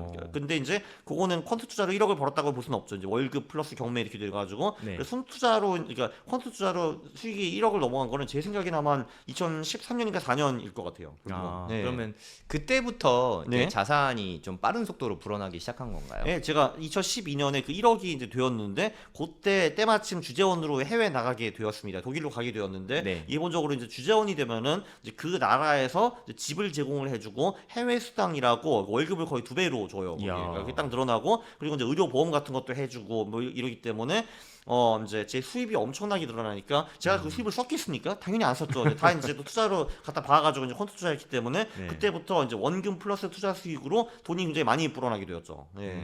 그리고 이제 그래서 한국에 26년에 오니까 그 1억이 6억 정도가 되었어요. 우와. 그래서 1억 6억이 되었고 그래서 이제 그때부터 이제 또 차익 거래를 2017년에 제가 열심히 막 돌렸다고 했잖아요. 그래서 18년에 다시 해외에 나갔는데 그때 이제 10억 정도가 되었습니다. 예. 그러니까 급여는 확실히 한국이 확 줄었는데도 불구하고 그 차익 거래 플러스 뭐 퀀트 뭐 기타 등등 해가지고 이제 10억이 되었고요. 예. 그다음에 이제 그때 다시 나갔죠. 10억 되고. 예. 야, 뭐 엄청나네요. 그 정말 누군가가 봤을 때는 시대를 잘 타고났다 뭐 이렇게 생각할 수 있겠지만 사실 시기는 계속 오는 거잖아요. 아니 뭐 사실 섹터별로. 돈 벌 기회는 늘 있었고 요즘은 그 돈 버는 게 사실 너무 쉬워져가지고 예를 들면 요즘 같은 경우는 그냥 에어드롭만 잘 파도 그 몇천 몇억 버시는 분들 굉장히 많습니다. 그래서 사실. 맞아요. 네네. 뭐 디파이 뭐 이쪽만 해도 정말 많이 버시는 것 같더라고요. 그러니까 디파이는 그러니까 저는 잘은 모르는데 네. 에어드롭은 사실 저한테 리스크가 별로 없는 거잖아요. 왜냐면 네, 이제 그쵸. 이러면 이제 에어드롭 프로젝트도 여러 개 있고 나는 가서 노가다만 하면 되는 거잖아요. 근데 네. 그래 물론 그것도 잘 되는 프로젝트가 있고 안 되는 프로젝트가 있는데 그런 거 이제 시간을 투입해가지고 몇 개 몇십 개 하다 보면은 그 중에 하나 걸리면 진짜 그게 몇천 몇억 되는 거거든요. 네. 근데 내 돈 투자 하나도 안 하고 내 시간만 투자하는데 솔직히 여러분 퇴근해가지고 집에 가서 하는 것도 없잖아요. 그게 유튜브 보는 거밖에 없는데 그러니까 그냥 그때 그 어차피 없는 시간을 셈치고 하면은 되거든요 이게 근데 네. 물론 이것도 한철 장사이기는 하지만 그렇죠. 네, 맞는 말씀인 것 같아요. 돈 버는 게 굉장히 쉬웠습니다 요즘은. 특히 2024년 같이 상승장에는 뭐 이렇게 에어드랍이나 디파이나 뭐 새로운 신생 코인이나 정말 수많은 프로젝트들이 생기잖아요. 맞아. 그러면 이제 리스크가 거의 없이 이제 그러니까 내 돈 일부 또는 시간을 태워가지고 돈을 벌 수 있는 기회가 생기고 네. 뭐 그런 기회가 이번만 있겠습니까? 이번에 이제 요번 한철이 끝나면은 그 다음 철이 또 올 거거든요. 언젠가. 네. 그때 또 하면 돼요. 맞습니다. 그러면 초보분들이 네. 펀트 투자를 되게 좀 어려워할 것 같거든요. 제 예. 생각에는. 네. 물론 이렇게 작가님이 듀얼 모멘텀 전략 같이 좀 쉽게 쓰는 법을 다 항상 책에 실어두긴 했지만 네. 그래도 내 돈을 태우는 건 사실 또 다른 문제잖아요. 맞습니다. 네. 네, 초보자분들이 퀀트 투자를 어떻게 처음 접하면 좋을까요? 사실 그 이제 물론 뭐 제 책 보세요가 이제 정보인 것 같고 네. 이제 그 중에서 이제 무작정 따라하기 퀀트 투자 그게 이제 그 길버에서 만든 그 시리즈 있잖아요. 무작정 따라하기가 뭐 주식 투자도 있고 경매도 있고 부동산도 있고 뭐 퀀트도 있습니다. 그래서 이제 그게 이제 가장 심플한 책이라고 저는 생각을 하고요. 그래서 대충 이렇게 돌아가는구나라고 한 다음에 그냥 거기 시키는 대로 한번 100만 원, 200만 원 소액 자산을 가지고 이제 해보는 거죠. 그러면 네. 이제 이게 기본적으로 그 뭐 공부를 한 다음에 뭐 투자를 한다 이거 잘 안 먹혀요. 일단 딱 한 거 정도 보고 일단 소액을 갖다 박는 것이 중요합니다. 그래야지 관심이 생기거든요. 기본적으로 저는 여기서 1억을 갖다 박으라고 말을 안 하고 있잖아요. 일부러 근데 그러니까 소액으로 갖다 박은 다음에 이제 한 조금 해보면은 이게 나한테 대충 맞는 것 같다 안 맞는 것 같다 나오거든요. 네. 안 맞으면 버리시고 그러니까 근데 보면은 이게 성향과 굉장히 잘 맞으시는 분들이 있어요. 예를 들면 개발자 같은 분들은 그 딱딱 떨어지는 걸 좋아하잖아요. 네. 논리적으로 떨어지는 거 그게 퀀트 투자에 굉장히 적합하죠. 네.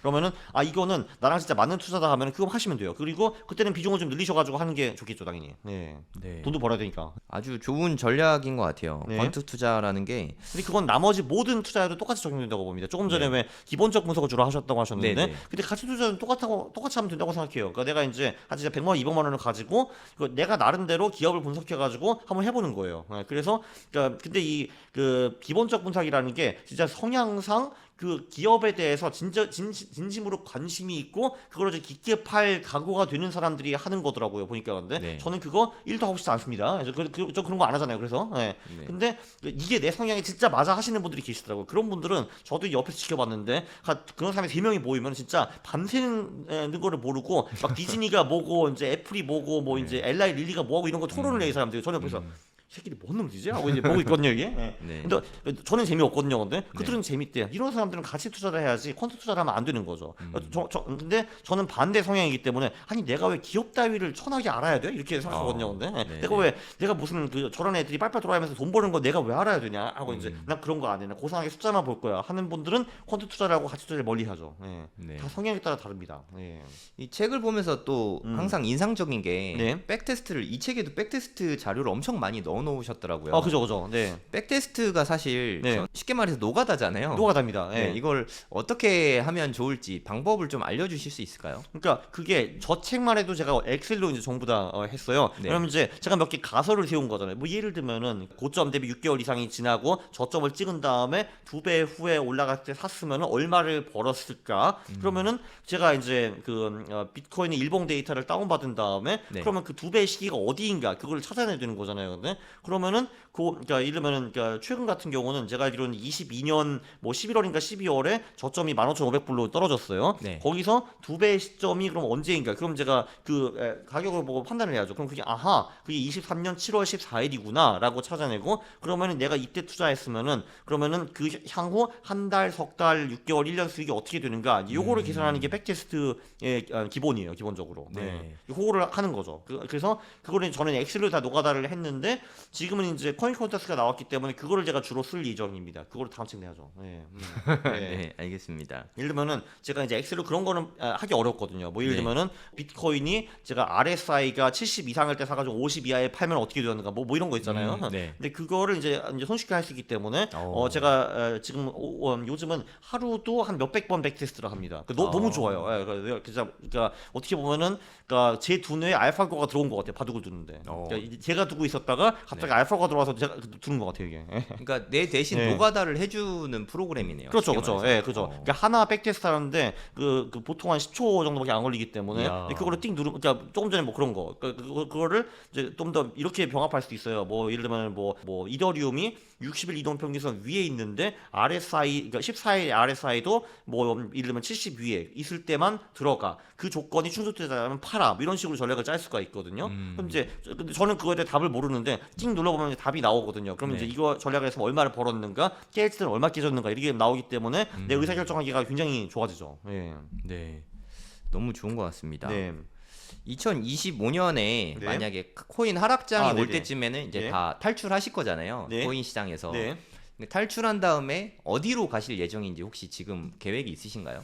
사실 그러니까 제가 이제 이 퀀트 주식 유튜브를 해가지고 한 27, 8만 명이 정체되어 있었는데 네. 제가 요즘 거의 코인 유튜브로 변신을 했거든요. 네. 그 후에 조회수도 엄청나게 들고 제가 35만까지 거의 이제 왔습니다. 34만이구만. 34만까지 왔는데 이제 저도 내년에 그 장이 끝나면은 뭐 할지 저도 심히 걱정입니다. 사실 근데 왜냐면 네. 그때는 제가 아무리 코인 영상을 봐도 아무도 안 봐줄 거거든요. 그걸. 네. 예, 아무도 안 봐줄 건데 이제 그래서 사실 정석적으로는 부동산이 맞다고 봅니다. 사실 내년부터는. 그래서 네. 강원국이 갑자기 부동산 유튜버로 임장가고 다니는 거를 이제 유튜브로 찍을 수도 있겠죠. 내년부터는.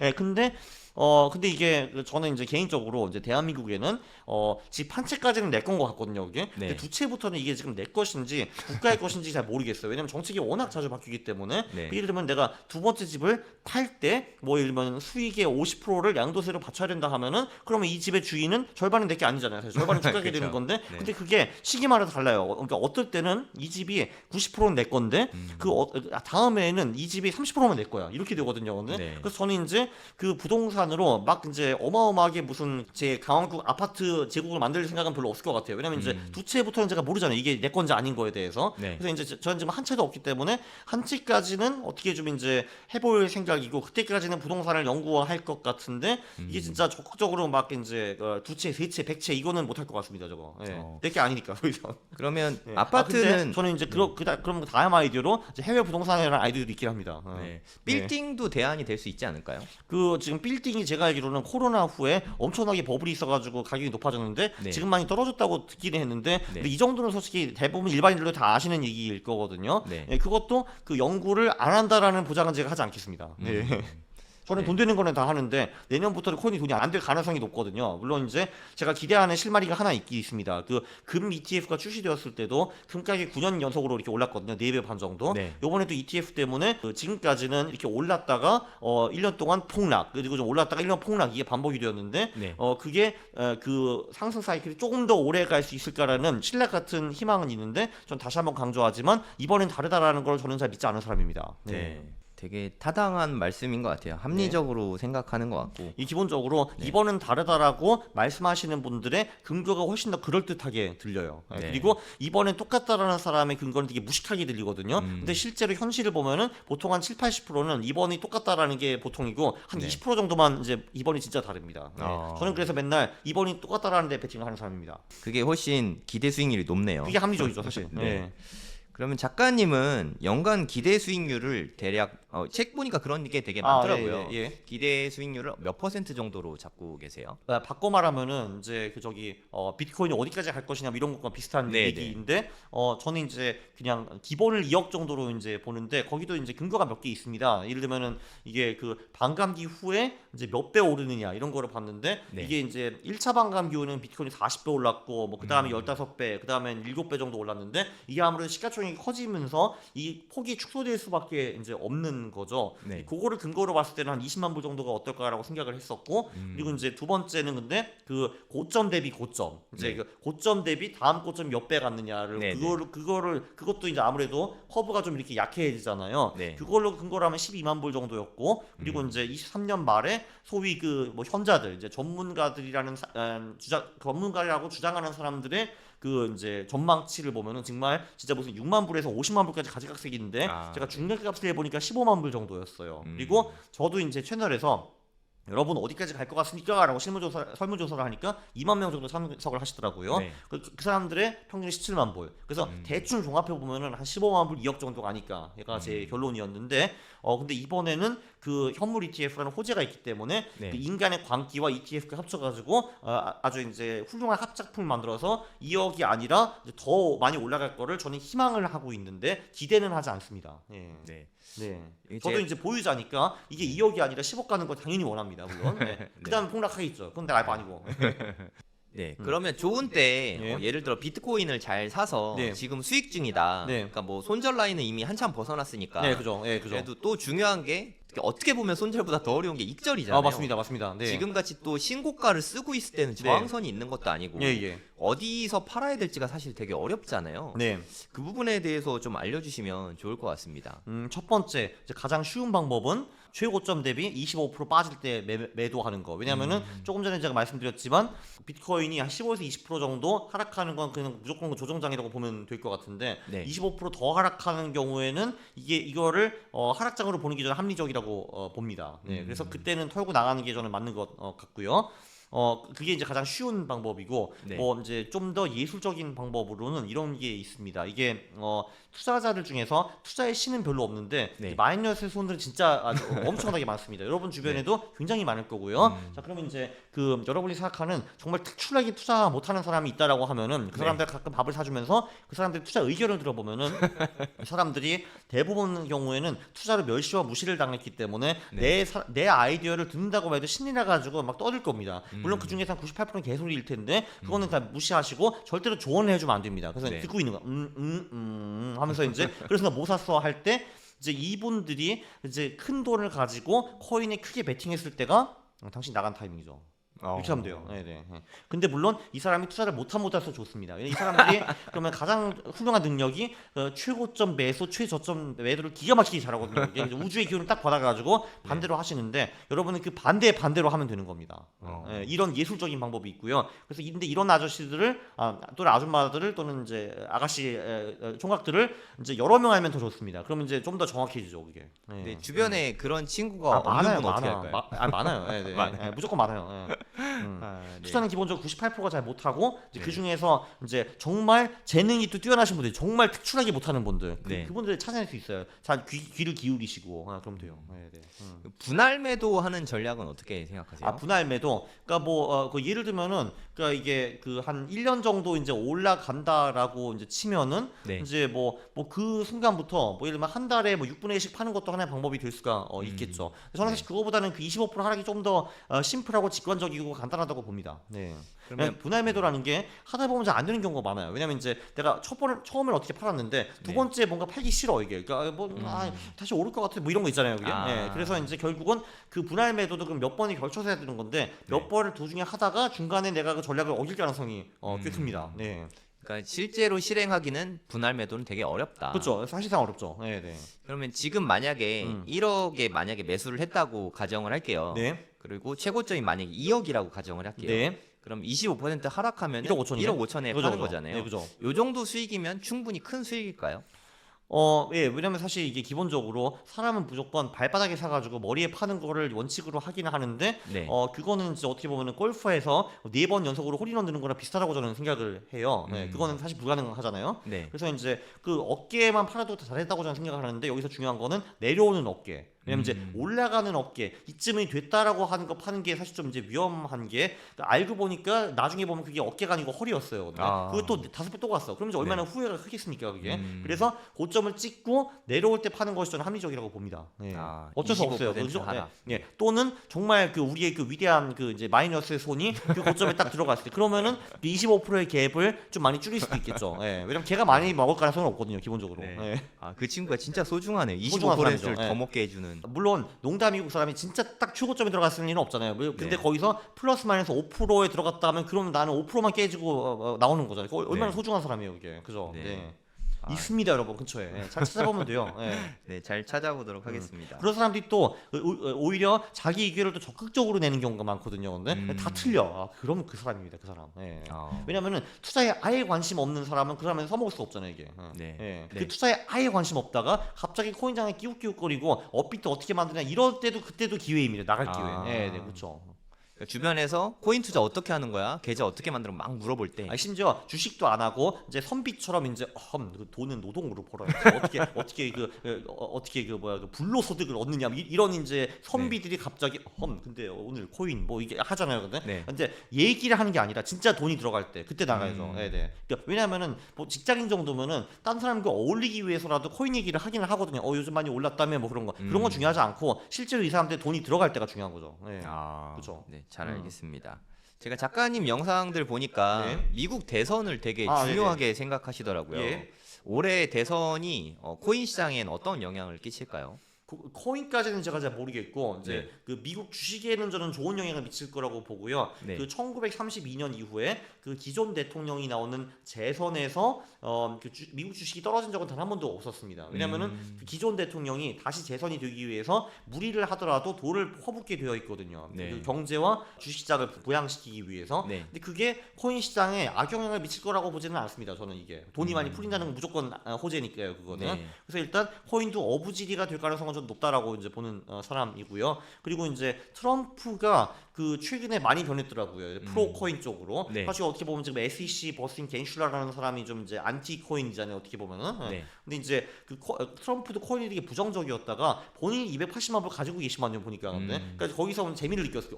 나 돈 벌었네 하면서 플러스 무슨 NFT를 팔았더라고 이 사람이. 네. 근데 거기서 돈 벌으니까 나 이걸로 100억 벌었네. 코인 그레이트 하게 되는 거죠. 이제 네. 이 사람이 지가 돈 벌면 달라져요. 이게 기본적으로. 예. 네. 네. 그 기본적으로 부동산 투기를 비난하는 사람도 내가 뭐 아파트 사고 10억 벌어보면은 사람이 완전히 달라집니다. 이게 똑같은 거죠 뭐. 정답인 것 예, 같습니다. 그죠. 내가 벌면 되는 거지. 네.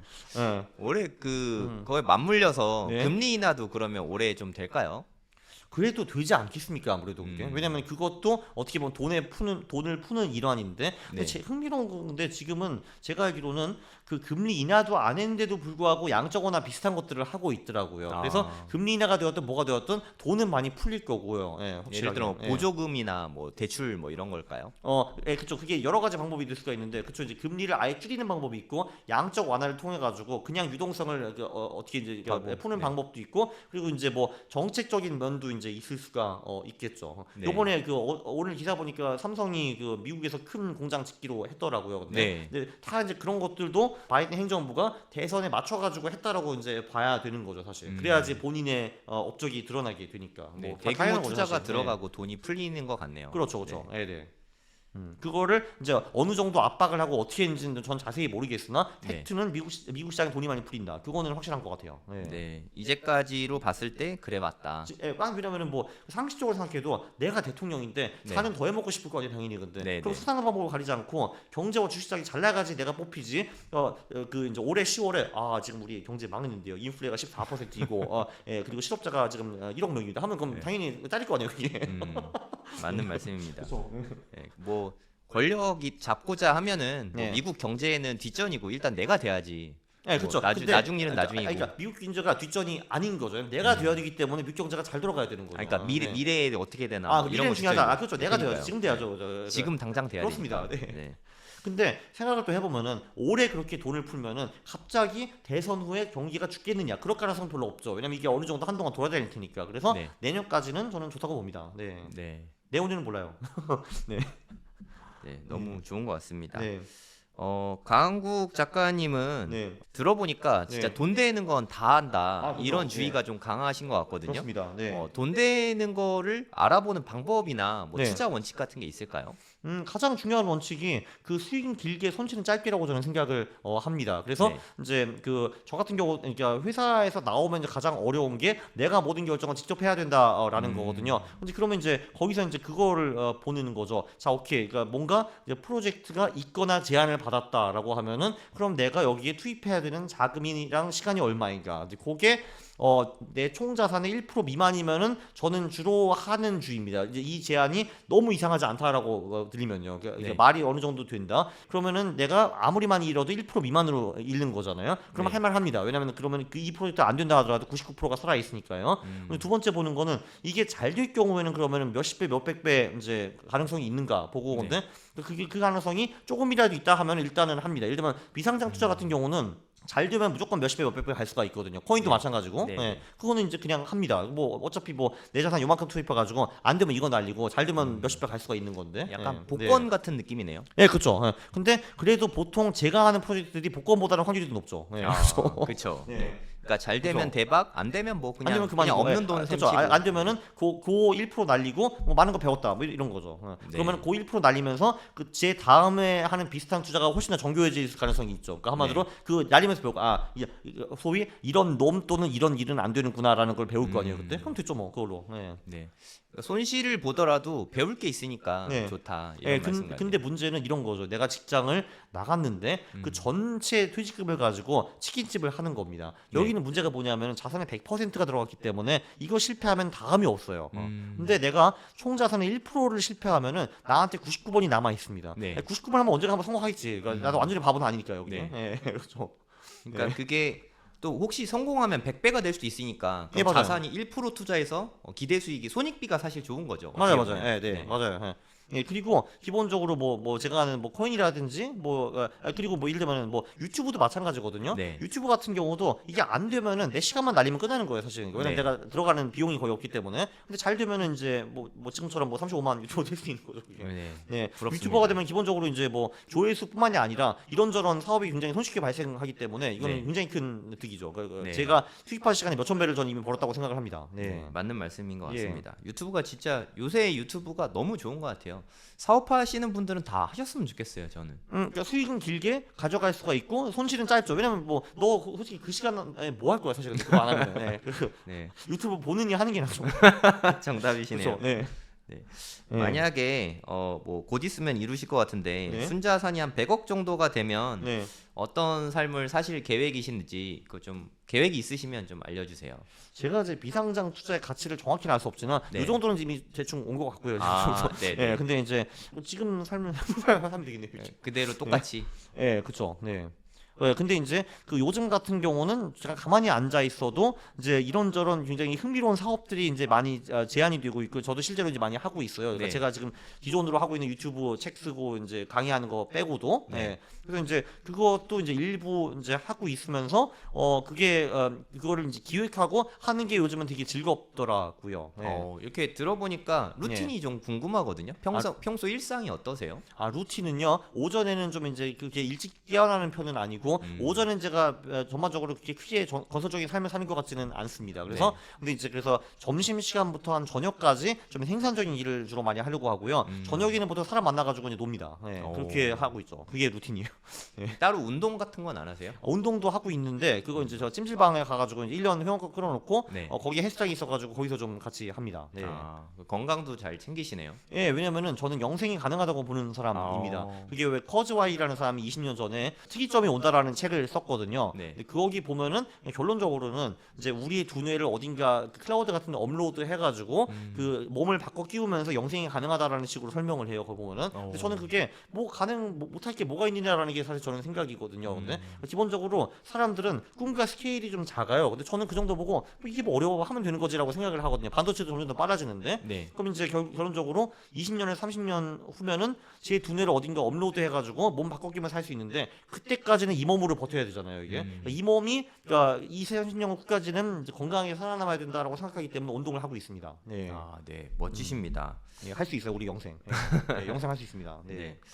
너무 좋았고요. 마지막으로 뭐 예. 작가님 홍보하실 거 있으면 네. 지금 이제 제 코인 책이 좀 레시피 책이거든요. 그러니까 한마디로 그대로 따라해도 아마 크게 그 실수할 것 같지는 않아요. 제가 보기엔 그거를 하면은. 네. 네. 그리고 좀 더 들으시고 싶으시면은 어스 캠퍼스라는 곳에서 이제 뭐 그 라이브 강의 뭐 이런 것도 하고 있고 이제 거기서 이제 VOD 강좌도 하나 이제 판매하고 있습니다. 네. 고정 댓글에 달아드릴 테니까 링크 주시면 좋을 것 감사합니다. 같습니다. 네, 감사합니다. 네. 그 강한국 작가님 강의 듣고 싶으신 분들은 고정 댓글 확인해 주시면 될 것 같습니다. 삶의 낙은 네. 어디서 느끼시나요? 삶의 낙. 네. 이게 보면은 기본적으로 이제 그러니까 돈이 굉장히 많은 사람도 불행한 경우가 되게 많더라고요. 보니까 좀 맞아요. 놀랐는데 네. 한마디로 그분들은 미래에 뭐 할까 그게 잘 안 보이는 것 같아요. 그때 사람은 괴로움을 느끼는 것 같아요. 네. 근데 저는 사실 돈 버는 게 제일 이제 재밌기 때문에 네. 이제 지금 이제 어떤 투자와 사업을 해가지고 돈을 벌까 이제 그거를 맨날 고민하고 이제 고민이 끝나면 실행도 하는데 그게 제일 재밌는 것 같습니다. 이렇게 실행했을 때 내 생각대로 되거나 더 잘 되거나 하면 재밌는 것 같아요. 그쵸. 예, 네. 그리고 근데 사실 뭐 생각보다 조금 살짝 안 된다 하더라도 뭐 재미는 있습니다. 그래도 물론 그때 네. 좀 덜 재밌죠. 그건 확실하죠.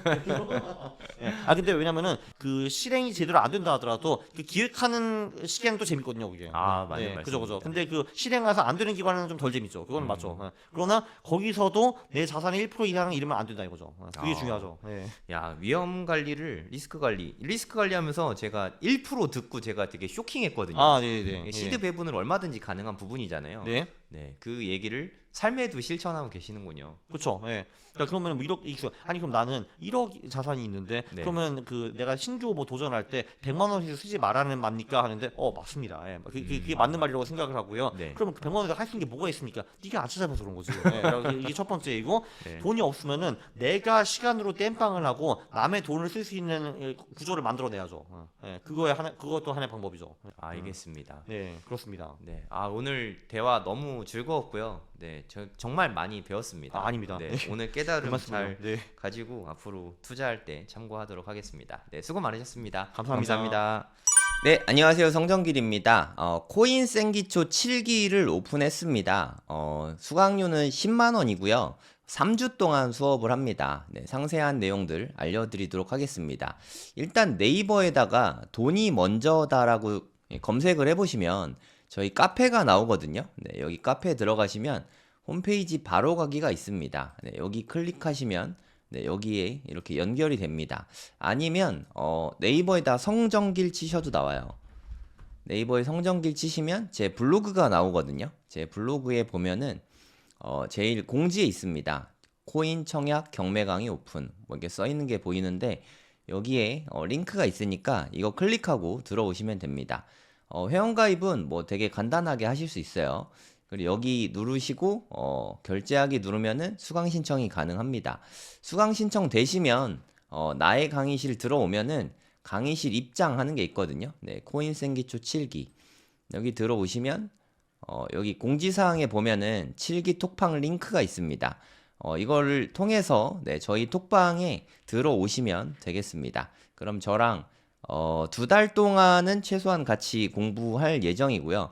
총 3주 강의거든요. 네, 1주차랑 2주차는 녹화 강의고요. 3주차 강의는 실시간 강의입니다. 네, 실시간이라고 하지만 네, 녹화 강의도 당연히 제공이 됩니다. 이렇게 할 예정이고, 그리고 이게 사실 코인 강의라는 게 3주 배우고 나서 다 알 수가 없거든요. 솔직히 말씀드려서 그냥 기초적인 거 위주로 배우게 되고 나머지는 실전에서 채우게 될 수밖에 없어요. 그럼 좀 시간이 좀 걸리잖아요. 그래서 제 생각에 한 2024년은 좀 누가 봐도 상승장이라고 생각하거든요. 그렇다고 우리가 너무 기초적인 것만 배우고 이제 불장이 오는데 쳐다만 볼 순 없잖아요.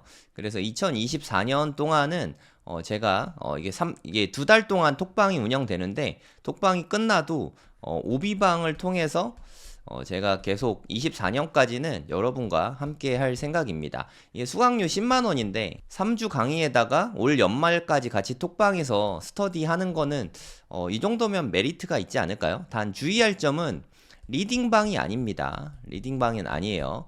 하지만 공부용으로 함께 하는 방이고요. 톡방에서 제가 하루에 3번 이상 하루도 빠짐없이 답글 계속 달아드리거든요.